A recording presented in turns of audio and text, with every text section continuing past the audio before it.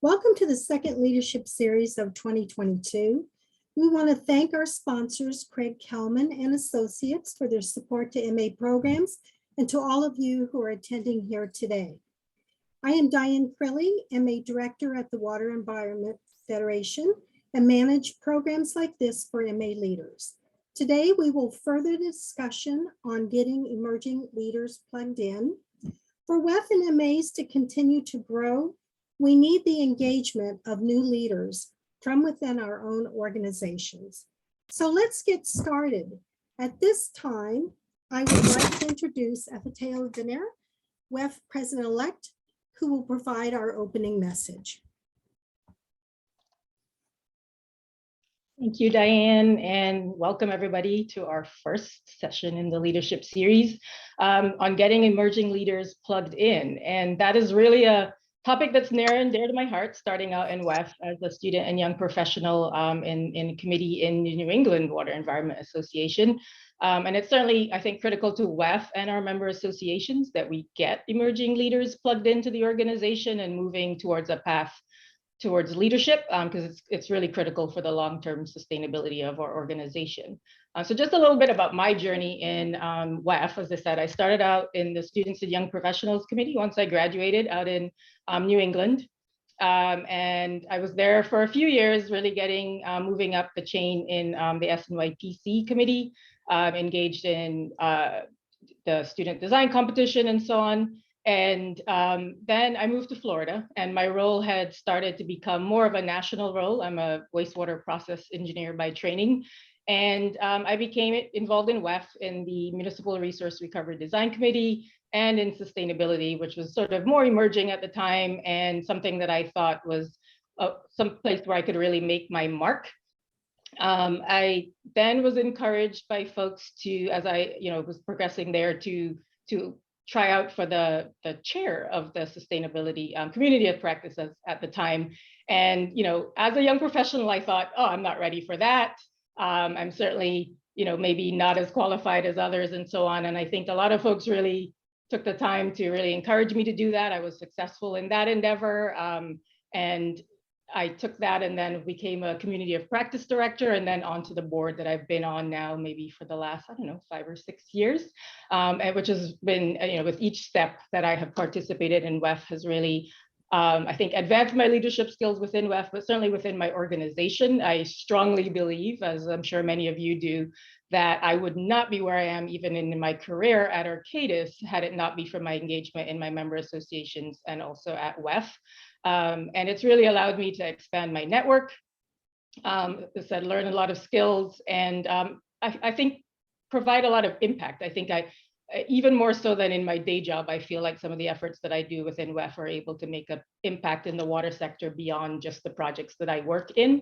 And today we'll hear from some of those emerging professionals who probably have the same thing. They're coming at the water sector from a different story, but they also, from a different place, but they also have a similar story of getting into WEF, getting into their member associations. Many of the more seasoned professionals, experienced professionals, really taking an interest in them, providing them with engagement opportunities, making them aware of them, and then the support to, as they move towards leadership, to really succeed in those leadership positions. And you'll hear a lot about the passion that they have for the organization, the passion that they have for what we do. So I think for all of us, because of that, we feel really strongly about giving back to those emerging professionals that are coming into the sector and coming into our organizations.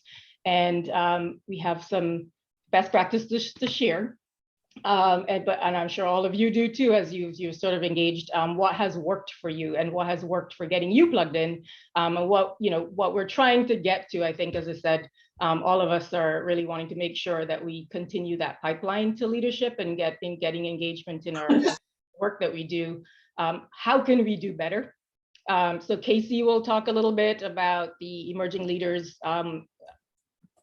work group that's in the house and the work that they've been doing and how they have been getting feedback from young professionals as to what is working and what is not.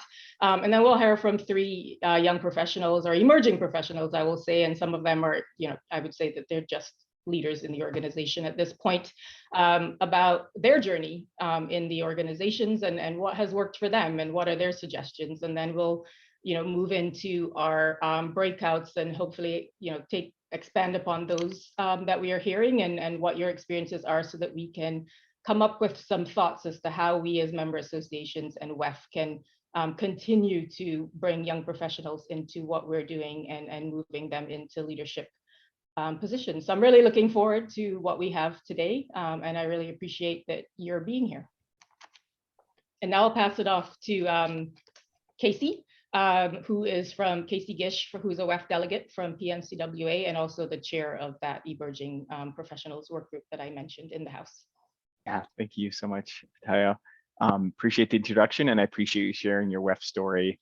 We'll hear a few more of those today, and I think that just really gets at the heart of member engagement and acceptance, and really having people have a fulfilling experience with our organizations, whether it's MA or WEF. So as mentioned, my name is Casey Gish. I am an engineer with Brown & Caldwell in the Seattle office by day, and by night, I am the leader of the Emerging Professionals, the leader of the Emerging Professionals to Leadership Work Group with the House of Delegates. And I'll jump in a little bit here and talk about what that is. Let me try to share my screen. Let's see, I'm more of a Teams person, so I'm going to fumble here for a minute. There we go.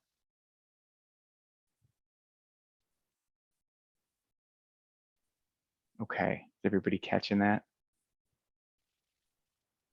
Look good. You can see that, Diane? Yes. Okay, great, thank you. So the things I'll cover today is talk about the work that our House of Delegates work group is completing, that is trying to understand and promote the engagement of emerging leaders emerging professionals into leadership positions within WEF and our MA. And then I'll talk a little bit about really cool programs that some MAs are doing in developing their own leadership development opportunities within the organization, similar kind of to the WEF Water Leadership Institute. So this is a kind of a discussion. I would want to have less me just talking. If there are opportunities for folks to engage or ask questions, please jump in. You can either drop some information in the chat or just speak up.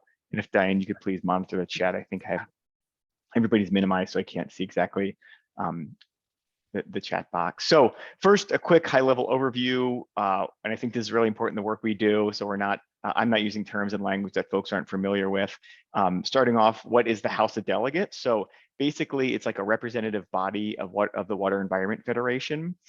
Each member association, or MA, which is a term you might hear me use, has 1 to 3 delegates depending on size. And those delegates form the House of Delegates, and that position within an MA serves as a conduit between the member association and the Water Environment Federation. So each year, the House of Delegates has a different speaker, and that speaker helps identify with the WEF president kind of goals for the year and what items the House of Delegates can work on as far as advancing and developing our organizations. And this year, the HOD speaker developed this Emerging Professionals to Leadership work group with the goal of identifying hurdles to emerging professionals engaging in leadership positions within our organizations, and how to kind of overcome those hurdles. So the next 2 slides are kind of an overview and the purpose of our work group. So as an overview, as we know, all our member associations, WEF, we rely on new leaders to join committees, the House of Delegates, membership board positions, the board of trustees, and other leadership opportunities. So the purpose of our work group is how do we continue to engage and grow and advance new leaders within our organization. So the first step to that is identifying the barriers that folks face when they're trying to enter new leadership roles. Can we create pathways to engage those people in new leadership positions? And how can we develop resources to educate existing members on ways that they can better engage emerging leaders? How can we develop resources to educate emerging leaders about opportunities to grow into? So it's kind of both sides of that coin there that are really critical pieces of this. So kind of what our work group is working towards, we kicked things off after WEFTech last year. Our work wraps up in October at WEFTech this year. Kind of the primary deliverable we're working towards is creating these kind of quote unquote roadmaps to leadership within MAs and WEF. And the idea is it's like a 1-page infographic that helps educate WEF staff members, MA staff, MA members on ways that they can develop and grow themselves into leaders within these organizations. And specifically, kind of a nuance of that is identifying the roles and the opportunities and the growth paths that somebody within our MA or WEF can follow. Sort of our key kind of target audience when we kicked off this work was the folks that are kind of rolling off the SYPC or the Emerging Leaders Committee, and kind of where can they go next in their journey with WEF or their MA. But we sort of broadened our scope a little bit with that, and we want to be more inclusive and think about folks that maybe have just been part of an MA or WEF for multiple years and they want to get engaged more, but they don't know how. Folks that maybe have been an engaged member and they want to know different areas that they can grow. So with that, the HOD speaker in our work group, when we defined our charter at the end of the last WEF Tech, we identified kind of 7 primary hurdles to engagement that we felt that members were facing in their advancement into leadership roles within the organization. So the 7 are listed on the slide here. Number 1 being, and these are in no particular order, but I will get to kind of how we've ordered and organized these over the course of our work.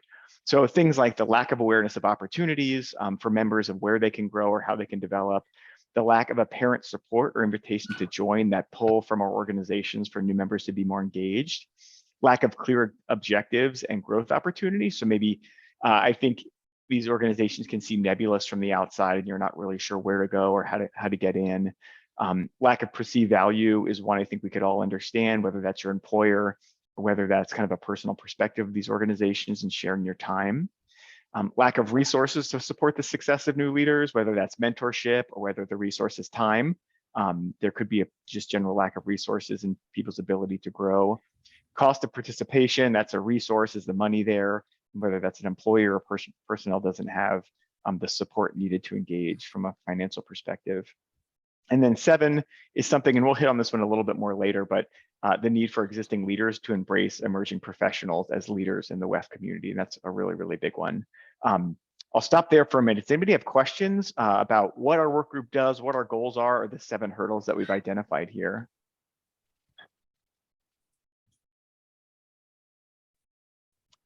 Garrett Okay. said, will this presentation be available for future thoughts and taking points to their MA? We can make it available. Yeah, I'll send, maybe Diane, I don't know if you'll do minutes or send out notes after this call, but we can definitely make this available. Thank you for asking.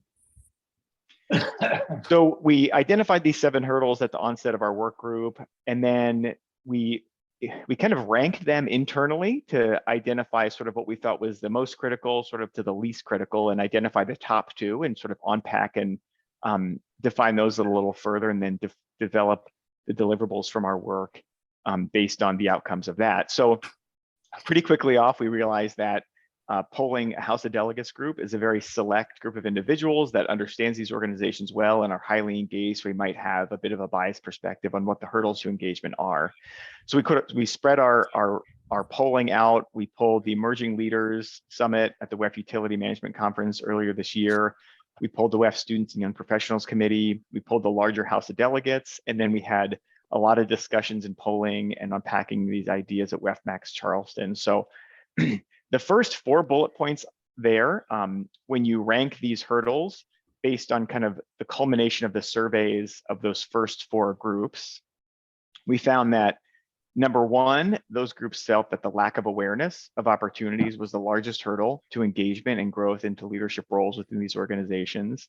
Number 2 is the lack of apparent support or invitation to join. And then followed up a tie for number 3, lack of clear objectives and growth opportunities and cost of participation. So again, this is SNYP committee. This is folks at the Utility Management Emerging Leaders Conference. This is the WEF House of Delegates. This is kind of a relatively broad perspective, I think, of WEF members. So that was really good. We dug into these ideas a little bit deeper during WEF Max in Charleston about a month ago. And I think the results of that are really telling and really interesting. So there were about, I think, 80 folks at WEF Max Charleston, and maybe 50 or so responded to a poll that we gave during the in-person gathering. So of all attendees that responded to the poll during WEF Max, the number 1 perspective of the hurdle to engagement and growth into leadership positions is the lack of awareness of opportunities. So we talked about that as a group, thought about that idea, kind of unpacked it, sort of thought, what exactly does that mean? And then we identified, hey, maybe the folks that are responding to the poll, and most of the folks at WEF are a bit, again, of the most engaged, ingrained members of WEF, and maybe they have a skewed perspective.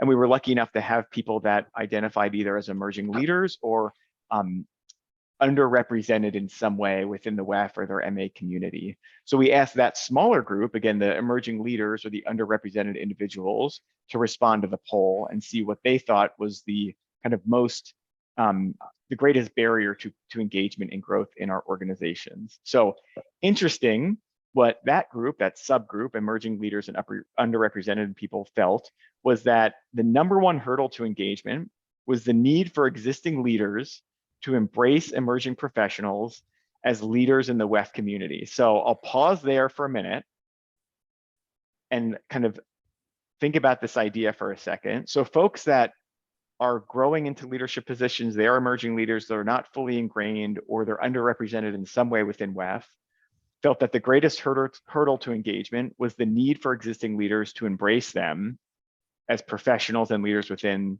the WEF community. The larger group, I think the most ingrained and up to speed and engaged members of WEF, kind of the sort of the typical member, felt like it's the lack of awareness of opportunities as to why folks are not growing into leadership positions or engaging beyond, say, the SYPC. So I see this as two perspectives of the same issue. The folks who are already leaders in our organizations feel that the up and coming group doesn't understand the awareness of opportunities of where they can grow, while the folks that are growing and up and coming feel that there's a need for existing leaders to embrace them as leaders within our organization. So it's just a very salient point, and I thought a very interesting concept that came out of our discussions at WEF.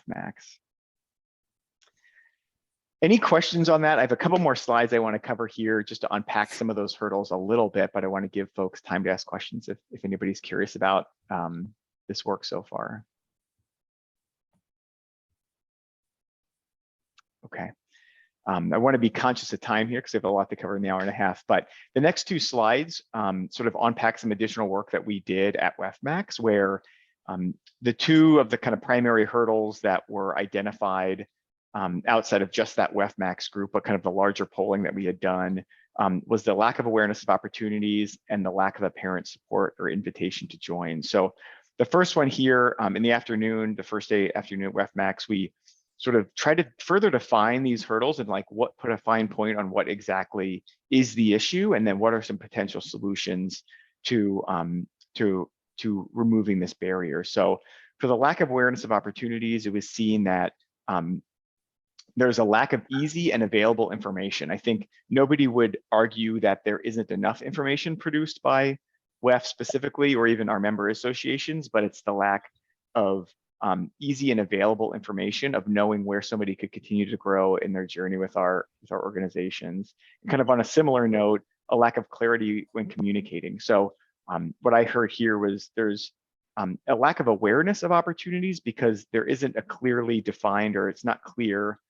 There's almost too much information. There isn't clarity, and there isn't refinement of or targeting with information shared with our organizations. Potential solutions to that: targeted messaging, micro volunteering, so kind of pulling off small pieces of ways people can engage without kind of overwhelming them or using too much of their time. Identifying champions to communicate opportunities, and then maybe formal info sessions or webinars where we can welcome in new members to a safe space to kind of learn about our organizations. So another hurdle to engagement that we felt or have found was seen as a priority was the lack of apparent support or invitation to join. And putting a more fine point on this hurdle, something we heard over and over was that employers don't always see the value in engagement in these organizations. There can be a bias on age, skills, and et cetera of existing leaders or people that want to grow into these organizations kind of feel that there is a bias or preference in some way that they're experiencing. And kind of on a similar note, intimidation and fear. So this is more on those that want to get engaged, kind of were expressing that they're intimidated or there's organizations can have an intimidating environment and not always be welcoming. So some solutions there that were brainstormed, mentor-mentee programs. I know at WEF and a lot of member associations already have those, so those seem to be a very effective tool. Defining purpose or reason to join, that's bullet number 2 at the bottom there, similar to bullet number 3, or a clearly defined return on investment. So really kind of helping people understand what they have to gain from engagement with these organizations. Inclusive environment, that's certainly one of the most critical things. It speaks a little bit to that bias that some emerging leaders have felt towards our organizations, and then a clear path for emerging leaders to grow into leadership positions. So a lot of information there, but what are ultimately working towards the end is this one-page infographic that sort of helps WEF and MAs and members digest and understand ways that they can help amend these hurdles to engagement that members are potentially experiencing in their organizations. Do folks have questions about that information before I get into my last couple slides here? Okay.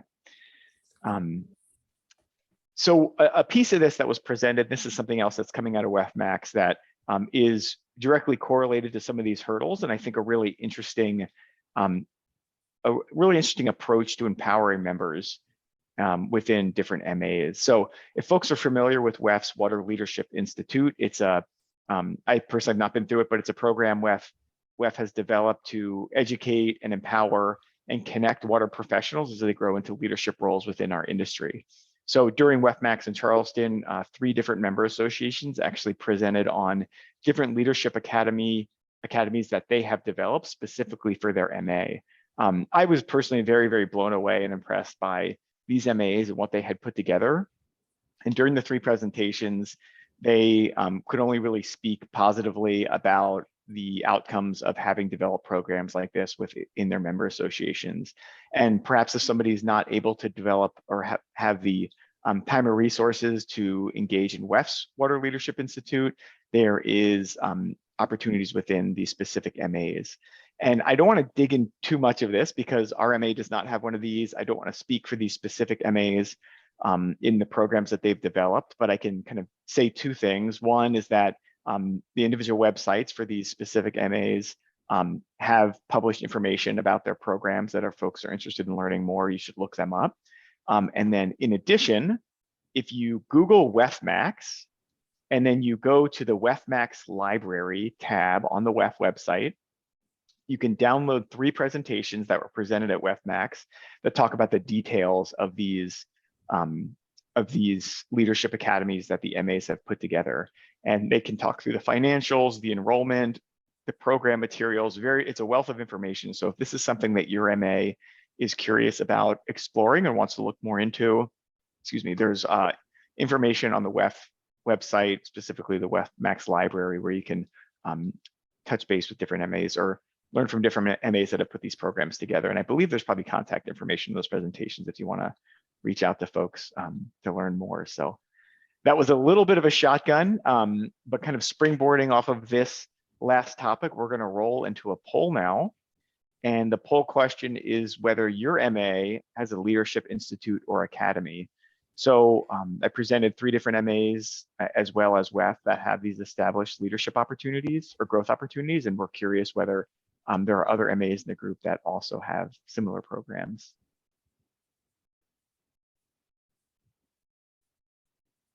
So folks should see a poll pop up.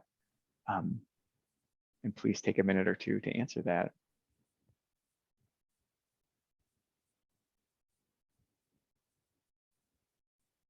Maybe we'll maybe let the poll hang for a minute or so. Is there anybody on the call that is a member of Kentucky, Tennessee, Indiana, or South Carolina that could speak a little bit about their Water Leadership Institute?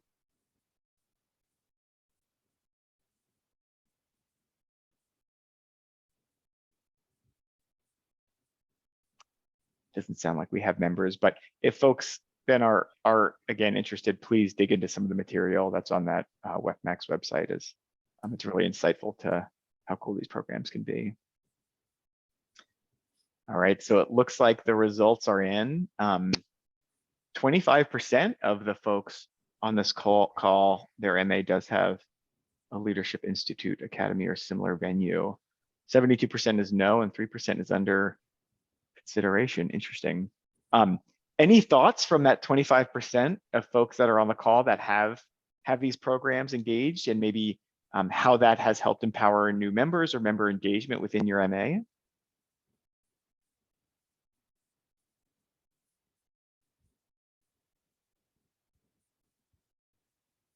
Casey, this is Dylan. We, in Texas with WHEAT, we have a leadership summit. So not as involved as an institute, but what that lets us do in Texas being a big state is move it around the state each year and give local folks we talked about the financials, an easy opportunity to come and get in the room with our emerging leaders, past leaders, and it's a lot of fun, first of all, but it seems like it's been a nice entry point to make some familiar faces for broader engagement. So I like the fact that it moves around, because I think it helps us with or maybe underrepresented sections that have smaller membership and ability to get to a summit in a big city venue. Yeah, thank you, Dylan. Absolutely. I think that's a really good point, that there's a lot of ways kind of to shape something like this. It doesn't necessarily have to be an established kind of academic style program, but it can be a gathering or a summit also that achieves the same goals. And Casey, Ken Voigt just shared that North Carolina has Academy dealing with leadership soft skills. Okay, yeah, thank you.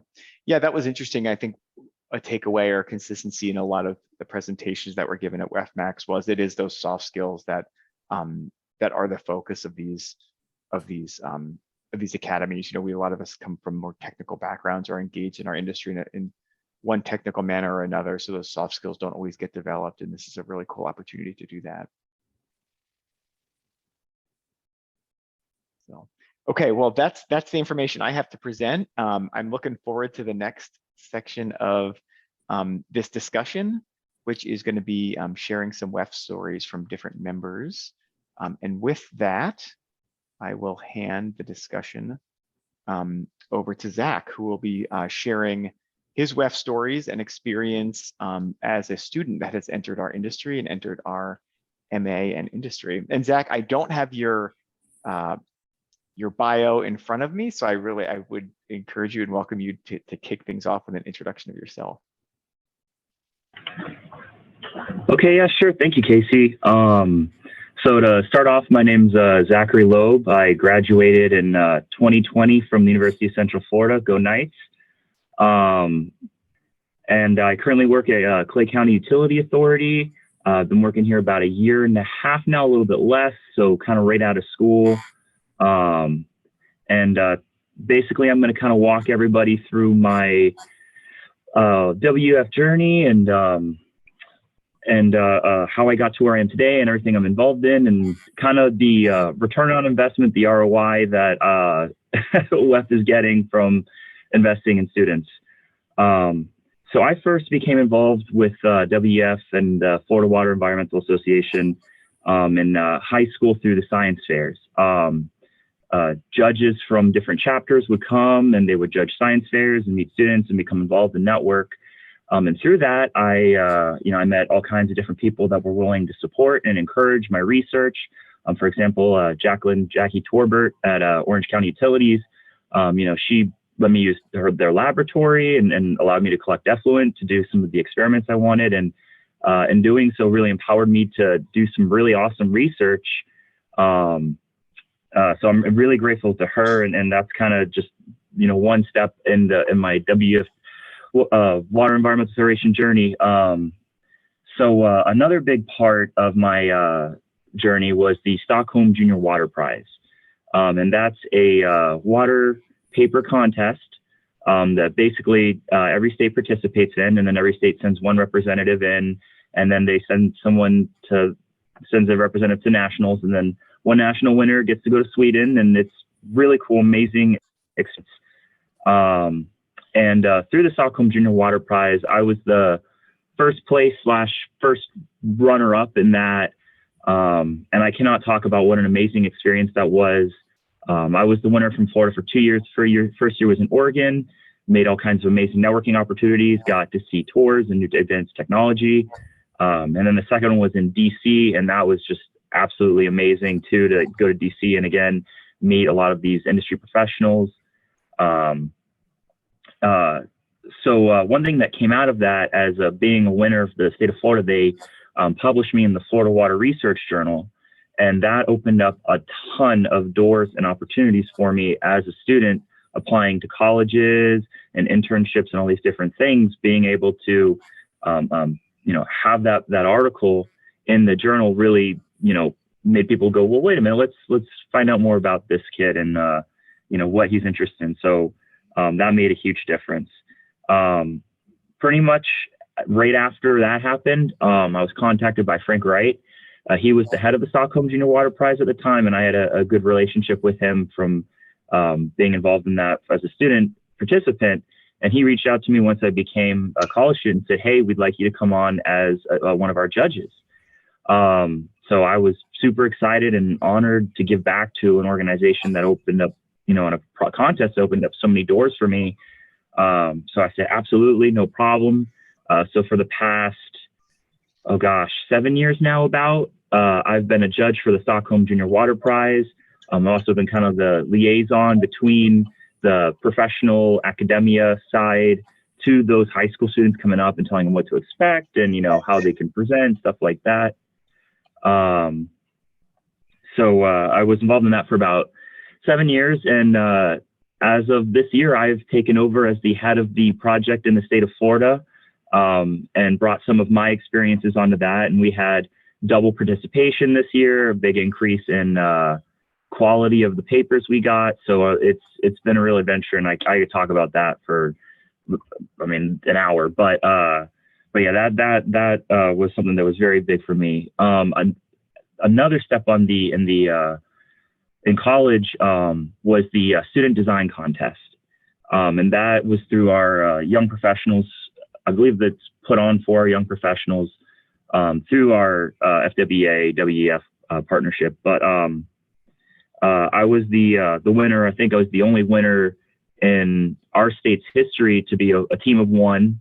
But I won, and then I went on to the national competition, and they sent me to Wefts, and I got to see how amazing that was. Matter of fact, that's where I got this polo. Was at Wefts when I went there for the student design competition. Now in my everyday work life, I'm working side by side with consultants that were my judges or my coordinators for when I was a student in the student design competition. And they recognized me, and they're like, oh my gosh, we remember you when you won. And it's just the networking that came from that now has proved invaluable. I mean, every single day I'm working on projects and stuff with people that I met through that were, my judges and people coordinating the contest. As of this year, I actually was asked to come on as a judge for the student design competition. So I said, absolutely, I'd love to do that. I went to the Florida Water Resources Conference, and I judged for that in the wastewater category, or in the environmental category. Absolutely can't talk enough about that. Really amazing experience. And they also, through that same committee, brought me on as one of the panelist speakers in the YP symposium, and talking about different, kind of similar to this, but different professionals in different sections of their life, and what they recommend and what worked. What I can really say out of that is that, a lot of these opportunities elevated me, and they gave me that stepping stone to move forward. And they gave me the opportunity to say, hey, are you interested in doing this? And, I got so much out of it. I'm just excited to give back and participate in that. And now even locally, I'm the member coordinator for our first Coast chapter. We have really great engagement. Yanni and Dave Rasmussen there, they do a great job putting on events. We have our fishing charter tournament coming up. I'm so excited that I'm going to bring my dad to that, like a late Father's Day present. But yeah, I mean, I can keep going on and on and on, and I don't want to eat up everybody's time. But there are these opportunities that present themselves to students, and I had those leaders reach out to me throughout as I'm advancing through my career to let me, participate and give back. And I think that is continuing to make a difference. And everything going on in my life today. And I'm absolutely blessed to be here and talk to you guys. Awesome, Zach, thank you. I think that's such a great way to kick off a WEF story with somebody that's entering earlier in the career. And honestly, when I hear that, I think about, again, these hurdles that we've identified. One of the ones that emerging leaders and underrepresented groups said was the need for existing leaders to embrace emerging professionals as leaders in the WEF community. And I can't think of a better example of that than what Zach's described and how he was pulled into these organizations and given those opportunities. So I think that's something we all take away of something we personally can do to help enhance others' experiences. So with that, we'll hear our next story from Dylan Christensen. And Dylan, you can kick off with your introduction and then take it from there. Sure. Yeah. Thanks for having me, Casey. It's really an honor and a privilege to be here. I appreciate Infantile sharing at the beginning of, a leadership opportunity and saying, oh, I don't know if I'm ready for that. I think in the emerging leader hat that we often find ourselves maybe surprised by, oh, it's time for me to speak on a webinar about emerging leaders. Wow, I didn't realize I was here, or these type of things. And I'd really encourage the group, those of you that are connected in any capacity within your MAs or with WEF, even if we feel like, oh, I'm still emerging, I have a lot of space to grow, we serve as a critical bridge to reach back and pull others in and invite others in. And I think that's the overarching theme of my story is so many folks just were a friendly face in a room, or literally Joni Holly, if you know her, she's a force of nature, literally grabbed me by the shirt collar, I think, and dragged me across the room to meet someone else and connect me in an initiative. So when I say pulled in, I mean literally in some ways. But my background, if you can't tell by the receding hair, I'm an older emerging professional and spent some time as a high school teacher before doing some wonderful volunteer development work with my wife and I around the globe that captivated me with water. So I came into our industry with an older, young at heart, always young in industry experience and maybe a little older in years. And it was interesting to me. I'd been involved as a student, but at Texas Tech University, which, if you know Texas geography, is way out in the boonies. And so I was very unaware of some of the structures of WEF, how WEF worked, even exactly how the MA of the Water Environment Association, or WEAT, worked. But I was privileged to be able to be involved in the Springboard program. If you get a chance to do that, I highly encourage that.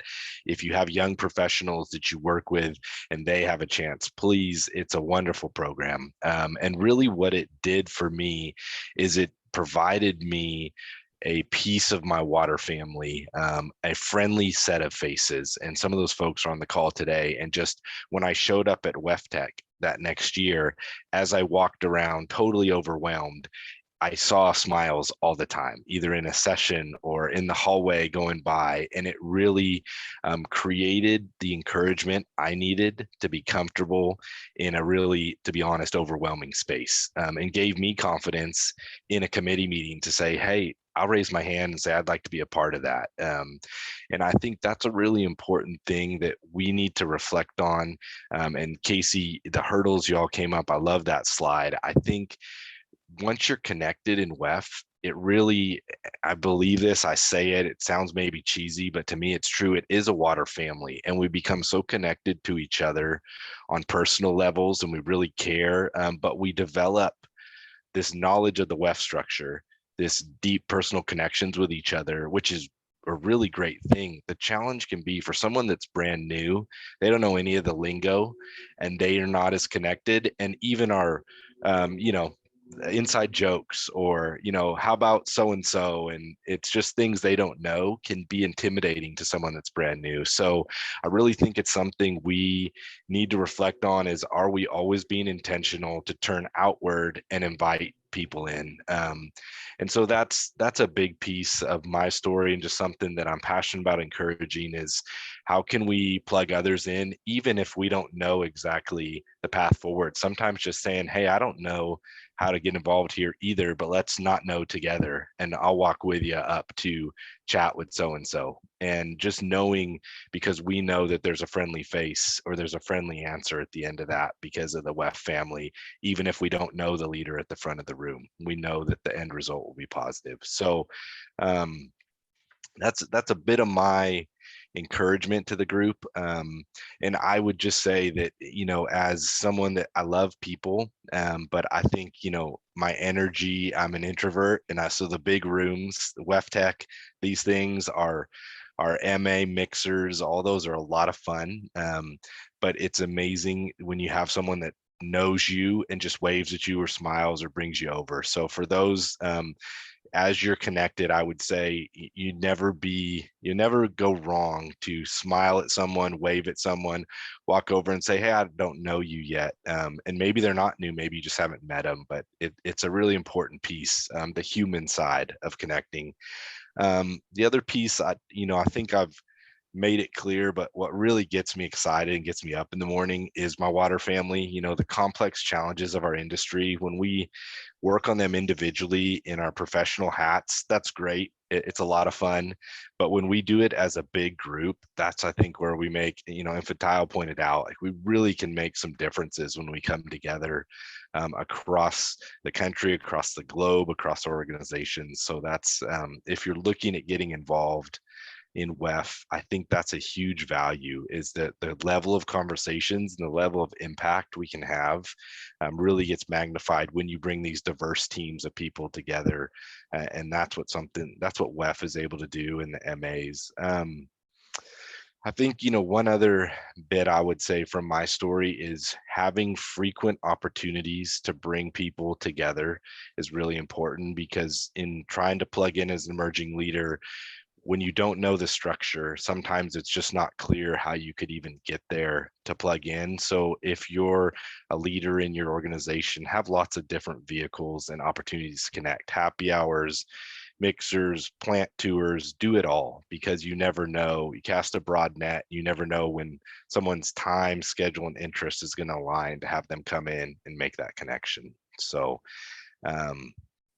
I think, Casey knows I like to ramble and go on and on. But I think those are the core ideas I'd like to say. And the other piece, that if there's anybody and you have questions, I know in a webinar, sometimes it can be challenging to get those out. Please follow up with any of us. I can confidently commit anyone that you see speak today would love to get you plugged in where you are, and count me included. So if there's any way I can support you and help you, please don't be shy. Send the email, send the message, follow up with any of us. You have a lot to offer your MA, your community, even your local section, all those pieces. You have something really valuable to us, and we'd love to get you plugged in and empowered to grow. Awesome. Thank you, Dylan. Appreciate your input there. And I would second the way you advocated for our Springboard program. I also was in that program, and I actually was able to meet Vanessa and Dylan through that. So it's a really great way to connect the WEF community. So last but not least, here we have Vanessa Borkowski, who's going to share her perspective of engaging with our organizations from the young professionals' perspective in this industry, kind of growing there and growing beyond that. So with that, I'll hand it over to Vanessa. Hi, everyone. Vanessa Borkowski. I sit in Hartford, Connecticut, work at Stantec as a senior civil engineer. And as Casey and others have mentioned, the benefits of being connected with people, the folks on this call, the speakers, the attendees, that's all so important and a very critical part of my story, because my story is about how the connections that I've made through my MA, through WEF at the national level, have landed me in my current role. So, and one thing I also wanted to mention was that all of the leaders that I've met through these different experiences, they've all been so helpful and humble, as Dylan was saying. It's just an ask, and they're willing to help you figure out what to do and how to get connected with the right people. But in terms of my story, I started volunteering at the MA level in my home state of Arizona while completing my master's degree. So I got connected as a student, and I found that showing up was half the battle. At that point in my career and experience, I showed up at my MA and found a mentor who connected me with more people. I ended up getting involved with the YP Summit, which was a collaborative event, and is a collaborative event between AWWA and Wefts, and ended up volunteering, saying yes to this opportunity and yes to that opportunity. And, it just seemed like there were all of these different activities where I could help develop my, career and skills with, professional development, making sure that I, was also refining my technical skills at the same time. And eventually I landed with the Students and Young Professionals Committee for Wefts, and served as a leader there, where, we run a bunch of different programs between the service project and student design competition, springboard program, just to name a few. But, through that experience was able to challenge my own leadership style and skills, but also served as an advocate for YPs within Wefts, making sure that people saw SYPC as a stepping stone to people's next phase of their volunteer career within Wefts, because what we're hoping is that people don't stay in SYPC forever. So, Springboard is one tool that we use to do that. That's the program that Dylan and others have mentioned. And it really does celebrate YPs. Historically, pre-COVID, folks were attending the mid-year meetings where technical committees and the West Tech Program Committee get together. And at those committee meetings, the YPs are acknowledged, they're pulled in, and that's great, because they're really getting integrated into the fabric of our volunteer community. And one thing I would challenge folks to think through is, not only recognizing and pulling in the YPs, but also elevating them, helping them grow into other opportunities. Because one thing that I found as well, after my SYPC leadership tenure concluded, I was having a hard time figuring out what my next step was, because it's not as though, folks didn't need me in certain areas, but, I wanted to figure out what my next step was on my own. And I wanted to be asked to do more than serve on the YP subcommittee of a technical committee. So I was really craving something a little bit different. And, I didn't have someone charter that next opportunity for me. I've actually had a couple of things come up and have set the intention for myself to follow a certain path, and trying to figure out how to navigate that. And I'm having better success with some West mentors as well. So that's something that doesn't go away no matter where you end up, and how much experience you have. It seems like there's always someone who can help you figure out what your next step is as well. And like others were saying on the call, it's something that we're moving upwards in our career, and we are also having that need to pull others up with us, because it's not only a matter of succession planning, but it's good practice, and for teaching teams, teaching others, whether it's technical skills, emotional intelligence, or otherwise. So I've really had a positive experience from that respect, figuring out what my next step was. So currently, I am on the Plant Operations and Maintenance Committee. I'm a vice chair of one of the subcommittees, and have joined the Residual and Biosolids Committee to kind of exercise that technical skill set and also explore that interest area. And from a leadership perspective, I'm serving as the Community of Practice Director for Outreach and Innovation. So I have 5 committees that report up to me, which include the Government Affairs Committee, Membership, Technical Practices, Research and Innovation, and Public Communications. So I am, the leader that reaches out to the committee leadership there, make sure they have everything they need, and also help them resolve conflict, help them, figure out what the next steps are for the committee, help them with the strategic part of leading a committee as well. So those are all skills that I've grown over time through my different volunteerism with Wefts, and I've been really fortunate to have all of those opportunities and have support from my employer as well.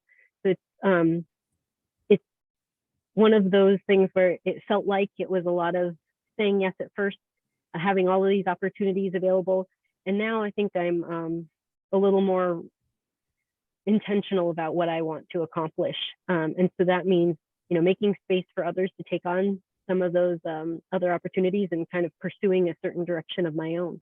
So I think part of this as well is making sure that folks are being the change that they really want to see in the water world. So a lot of my experience, I think, has led me to this point where I finally feel a little more certain about my direction, but it's taken a long time to get there.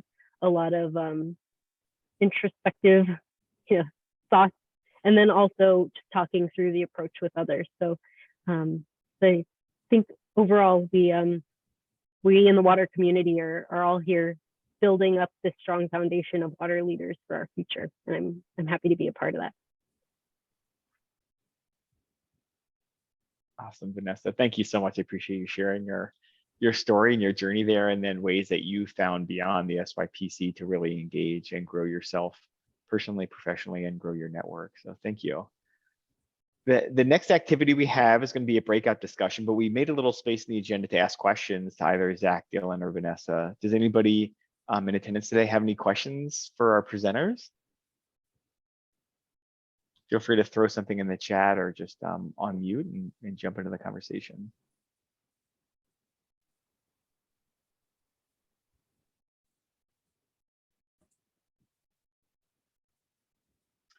All right, doesn't look like anybody's got anything on the tip of their tongue there. I'm sure the individuals will be happy if you reach out to them afterwards if you do have any specific questions. And again, I want to thank the three of you for sharing your WEF stories. I know hearing other people's journeys within our organization, I find that very rewarding, and it helps me grow my understanding of what these what WEF can be. I've heard WEF described as kind of that old analogy of different people touching different parts of an elephant. Nobody can really describe what it is. So really like hearing other people's stories and what their perspectives of our organization are.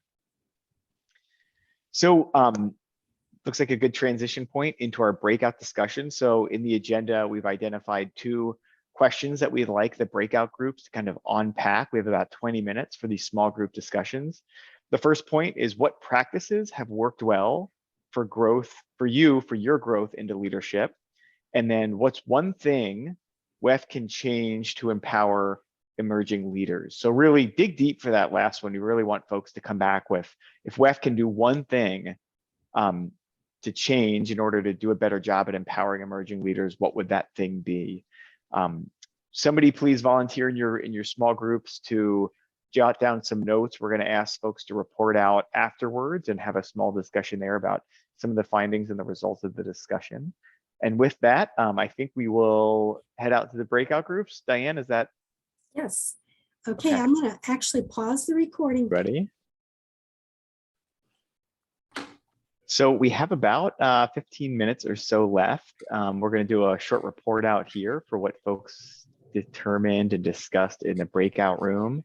Then we'll kind of talk about what did we learn today? What are some kind of final follow-up thoughts? And then we have a closing from Ifatayo. So with that, please post what you some follow-up ideas in the video chat. What practices have worked well for folks in your breakout room in their growth into leadership within WEF or their MA? And then this is a really big one. If you're going to answer just one of them, answer this one. What's one thing that WEF can change to empower emerging leaders? So getting some good notes here. And these notes will be summarized and recapped and sent out to the group after today's call, but want to leave some room here for discussion. So let's see.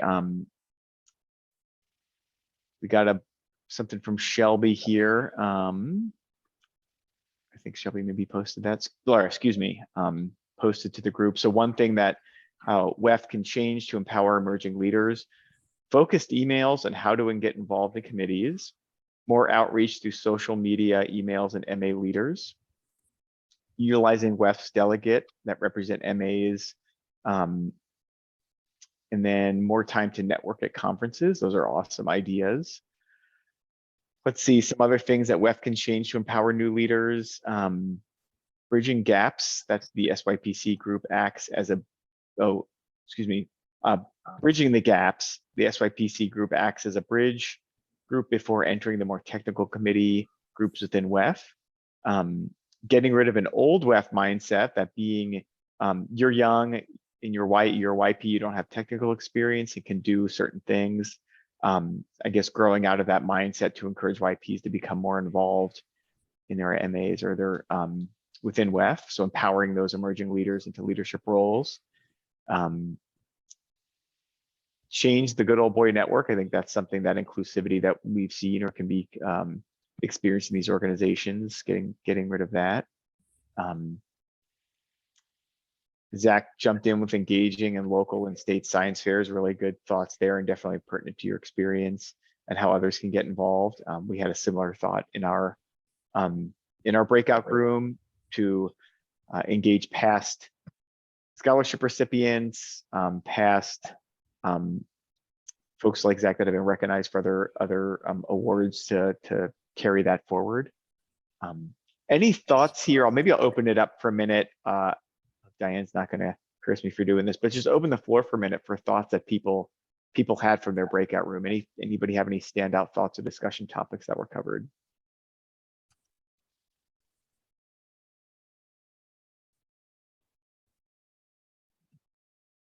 I guess I'll jump in. John Cosa, Chesapeake Water Environment Association. We had a very engaging conversation. And one of the things that I know Chesapeake has done is undertake a strategic plan update. And as part of that, recognize, and we did use resources from WEF. Brad and Kelsey came out and led a day-long session. We had already been holding meetings, creating SWOT analysis, running through the typical strategic planning process, and got valuable input from WEF. But what I recognized is as we started hearing about the 7 hurdles and going over some of the ways to address those, I was reminded how many of those things I was able to check mark and say, yeah, that's covered with a strategic planning update. It's creating opportunities within our organization for emerging leaders to step up as initiatives are created. We're just at that part of the process. And so that's where I'm looking, given that our current leaders, it's kind of the 80-20 rule, 20% of the people doing 80% of the work. And we need to have more resources and support, and those opportunities, especially if they're coming from emerging leaders and some of their ideas and guidance about where they would like to see the association head. I think that bodes well. That could be one of the vehicles to engaging emerging leaders. So that what I'm hearing is just a kind of a refresh of your organizational structure, your organizational goals, how you're engaging members. Is it aligned with maybe the direction of the industry and kind of where the organization wants to go? You're not just maintaining status quo. Exactly. And that's important for any organization to do periodically. And that's going to mean a mission, vision, goals, and everything that cascades from there. Yep. And because of that dynamic of the 80-20 rule, it's an opportunity that's going to be created for individuals to step forth and help lead some of these initiatives that are going to be high visibility. Yep. The usual pathway for emerging leaders is join a committee, and then you could be vice chair, and then chair, and then maybe trustee over a bunch of committees. And that's a great pathway, and it works. But this is another pathway that I think is quite effective. I'm very optimistic in how it's going to shake out for us. Yeah, thank you. Any additional thoughts on that, or any other thoughts from the breakout room discussions? Looks like Rosaline had her hand up. Yeah, I had, it wasn't something we talked about in our breakout, but it was something that our MA's actually been talking about, is that one of our big ways of socializing traditionally has been with a whole bunch of golf tournaments, and that the whole bunch of golf tournaments traditionally have created really horrible gender dynamics of a whole bunch of older white drunk men and a single woman out on a golf course with for hours on end, and it is not inviting, and it also creates issues of having to have this barrier to entry that doesn't need to be there, of either of buying golf clubs and either accepting that you're not going to do well, or having to practice and get a membership, and all of this that has nothing to do with operating a treatment facility or a collection system and obtaining financing and doing our jobs. And that, and the alcohol in general also creates issues at times. So being aware of how we're socializing and how this can create barriers to networking through our networking opportunities has been a big discussion at NIWEA. So Yeah, I just thought I'd add that to the discussion. absolutely. Thank you. I think that's that example speaks to a lot there, and I saw a lot of nodding heads in the audience. So we're going to shift here soon into a closing, but we have a minute or so left for discussion. Any other ideas anybody from the group wants to share? Thank you for those who have jumped into the conversation. ACR group talked about, the underrepresented groups, whether that's in smaller sections or operators, their voices are the quietest, and often they don't even have an advocate or some connectivity back to the core, the main group, to get their needs out there. And the thing that WEF can do is be really intentional about reaching out, but also the financial resources and other resources are just limited in those sections. So it really takes some significant investment to get out there, and it's a challenge, but that was something we talked quite a bit about with different lenses, is how do we support those sections that are underrepresented, those groups that are underrepresented. And I know WEF has done some tremendous work on that, but I think it's a big enough problem we have to keep pushing to work on it. Absolutely.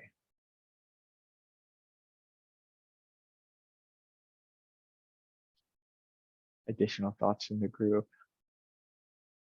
So as we go into the closing, if folks from breakout rooms have not posted some of their follow-up thoughts and ideas to the chat, please do so. Again, I believe that information is going to be kind of distilled down and then redistributed after this call for folks to review. All right, well, I think with that, I'll hand it over to Fatayo for a closeout. Thank you everybody for who has engaged today and joining this conversation. Really appreciate all of the dialogue. Right, thanks, Casey. Yeah, this has been really great.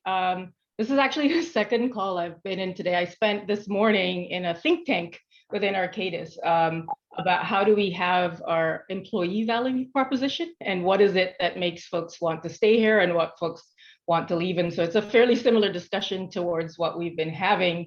And I really liked all the stories that I heard, and what came out and sort of I'm seeing in the comments and what kind of our discussion in our breakout group went was this concept of folks being tapped and encouraged along the way, which I think is really important, and certainly a large part of the reason why I am where I am within WEF and certainly within my organization. But then, looking at the comments here, hearing what Rosaline had to say and what we had talked about was that tapping. It assumes that you know someone and you've already created that connection, and that's really, it's very sort of maybe a narrower band. And what we sort of focused on was how can we maybe create that environment, however that is, that it is a little bit more, it's more inclusive, and create more opportunities for those connections to happen for more people, so that they can all sort of be brought into the fray and recognize what a great organization it is.